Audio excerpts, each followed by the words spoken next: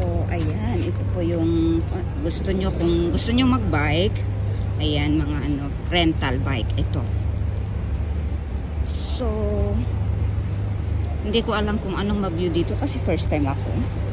Tapos kung gusto nyo kakain, ito po yung buhay na fish. Ayan po. Ayan, buhay na fish. Ano, sila ang magluluto. I-order mo, titingin ka lang dyan, tapos sila ang magluluto. So, dito po, yung restaurant. Ayan po. So, hindi ko alam kung kakain din kami mamaya dito. Kaya, let's see.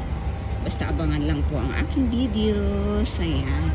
So, libutin natin itong Qingxiao Island. So, ito po yung Qingxiao Island. So, ayan, ang daming bike. Ito po yung mga bike na re-rentahan mo para makapaglibot ka dito. Siguro malawak ito. Hindi ko rin alam. So, ayan. Yung mga boat din. Yun ata yung ginagamit nilang pang fish. Pag nag-fishing sila.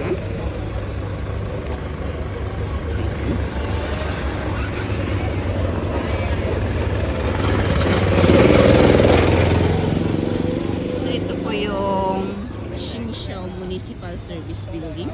Naagang ka? Ay, higam. Saan ako yan? Ito pwede makan? Okay.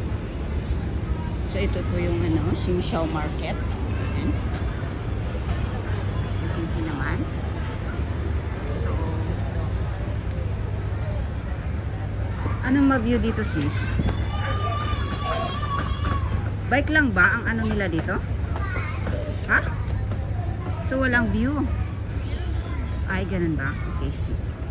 We will see.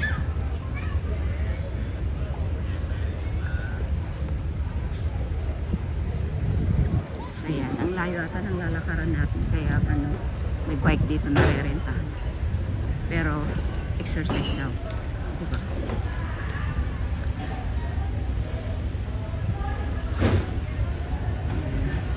Laki nitong market nila. Oh. Municipal service. Sa taas ata yun. So, ang baho ng ano, yung tubig. Na ano mo kasi mahangin dito sa gilid.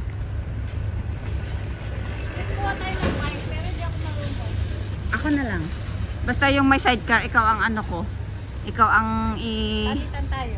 Sige. Then may sidecar kasi agad. Sige, sige. Pero hindi tayo makapag ano pag ganyan. Saan ba kuhanan ng bike? Dinaanan na natin ah. Balik tayo doon.